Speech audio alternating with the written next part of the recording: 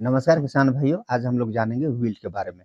Wilt जैसे कि अरहर वगैरह हो गया, इस प्रकार जो भी फसल में आजकल बहुत ज़्यादा देखने के लिए मिल रहा है। विल्ट कहीं-कहीं मैं जा रहा हूँ, कहीं के किसी-किसी का खेत में मैं देख रहा हूँ कि अरहर वगैरह में क्या है, विल्ट का शिकायत बहुत ज़्यादा है। तो अरहर के लिए क्या है, आजकल क्या है, फल-फूल उसमें आना चालू हो गया। कोई भी फसल है इस प्रकार का होता है, जब उसमें फल-फूल आना चालू होता है, तब उसमें विल्ट का शिकायत देखने के लिए मिलता है। तो क्या है, विल्ट इस प्रकार से होता है। बिल्ट देखिए 2 प्रकार से होता है, फ्यूजेरियम बिल्ट और बैक्टीरियल बिल्ट। उसमें क्या है, पत्ती मुरझा जाता है, पत्ती मुरझाने के बाद क्या है, पौधा आपका मर जाता है।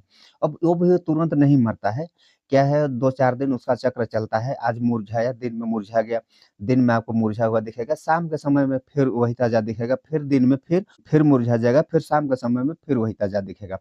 तो इस प्रकार 3-4 दिन उसका चक्र चलता है। उसका चक्र चलने के बाद क्या होता है, वो धीरे-धीरे मुरझा करके मरने लगता है और उसमें का फूल भी झड़ जाएगा, उसमें का फल भी झड़ जाएगा, उसमें और बाद में फूल-फल लगेगा भी नहीं। तो इस प्रकार से होता है विल्ट। अब फ्यूजेरियम विल्ट को आप किस प्रकार से पहचान सकते हैं? अगर आप उसको पहचानना चाहते हैं, तो बीच में अगर आप चीरा लगाते हैं, बीच में चीरा लगाएँगे, तो वहाँ पर फ्यूजेरियम विल्ट अगर आपका में होगा, तो वहाँ पर आपको भूरा या तो फिर काला कलर का आपको एक परत दिख सकता है, एक दाग भी आपको दिख सकता है, तो आप समझ सकते हैं कि फ्यूजेरियम विल्ट है।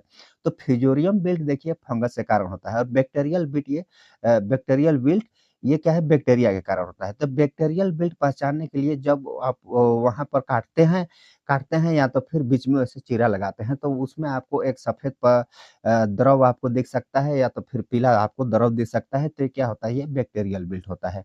लेकिन बैक्टीरियल विल्ट और फ्यूजेरियम विल्ट के लिए आप अलग-अलग दवाई भी कर सकते हैं।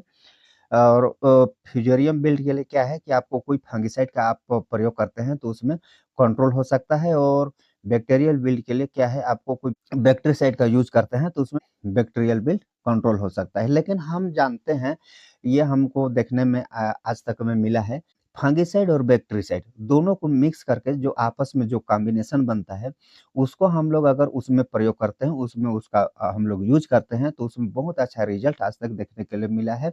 100% तो नहीं, लेकिन क्या है, 100%, 20% या तो फिर 25% आप रिज़ल्ट बहुत अच्छा देखने के लिए मिला है। और ये वाला वीडियो मैं आपको बना करके दिखा भी दिया हूँ, आप देख भी सकते हैं। उसका लिंक भी आपको मैं इस वीडियो में डाल दूँगा कि आपको आप किस प्रकार से अगर आप करते हैं तो आपको 100% रिज़ल्ट मिलता है और किस प्रकार अगर आप करते हैं, उसका दवाई का प्रयोग करते हैं तो आपको 100% रिज़ल्ट मिलता है। तो मैं आपको इसको भी बता दिया हूँ अगले वीडियो पर। तो वो वीडियो का क्या है, आपको मैं लिंक इसी वीडियो में डाल दूँगा, आप उसको चेक आउट कर सकते हैं। तो आज हम लोग जानेंगे अरहर में हम लोग कौन-सा दवाई उसमें डाल सकते हैं जो कि विल्ट को कंट्रोल किया जा सकता है।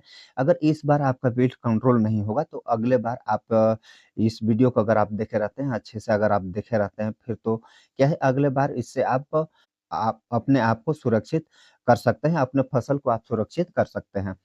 तो उसमें क्या है, आपको कॉपर ऑक्सीक्लोराइड आप ले लीजिएगा। कॉपर ऑक्सीक्लोराइड लेते हैं तो आपको क्या है कि अभी आपका जब फल-फूल आ गया है, फल-फूल आ गया है अरहर वगैरह में, तो फल-फूल आ गया है तो वहाँ पर क्या है, उसका जड़ बहुत ज़्यादा फैल गया होगा, बहुत ज़्यादा जगह पर फैल गया होगा।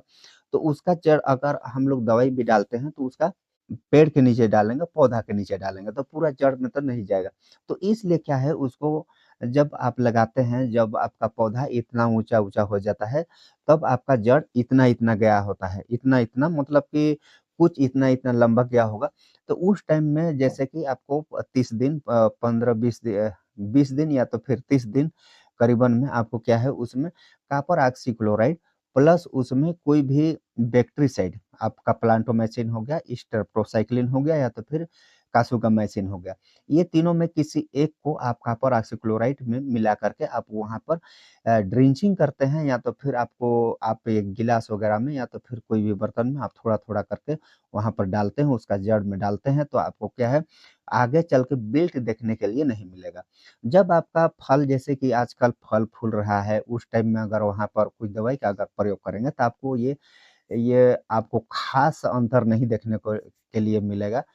तो इसके लिए क्या है, आपको पहले से सावधान इसके लिए होना पड़ता है और आजकल उसमें प्रयोग करेंगे तो आपको कुछ ख़ास फ़ायदा नहीं होगा। इसलिए क्या है, आपको फर्स्ट में अगर आप इसका प्रयोग करते हैं, अगर ये वाला दवाई को आप डालते हैं तो आपको उसमें अच्छा रिज़ल्ट देखने के लिए मिलता है। या तो फिर एक जैविक फंगिसाइड भी है, इसको क्या है आप फर्स्ट में हम जोताई वगैरह कराते रहते हैं जोताई कराते हैं, उस टाइम में एक ट्राइकोडर्मा सुडोमोनास का एक आता है फंगिसाइड, जैविक फंगिसाइड बायो फंगिसाइड।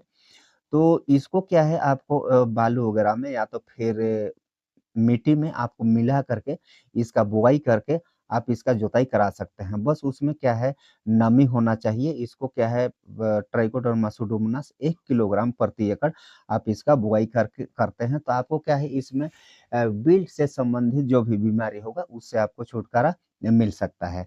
और एक चीज़ आपको बता रहा हूँ कि वही-वही खेत पर वही-वही फसल नहीं होना चाहिए। फसल चक्र हमेशा आपको बदलते रहना चाहिए। इससे इससे क्या होता है कि आपको बिल्ड से आपको कुछ राहत मिल सकता है।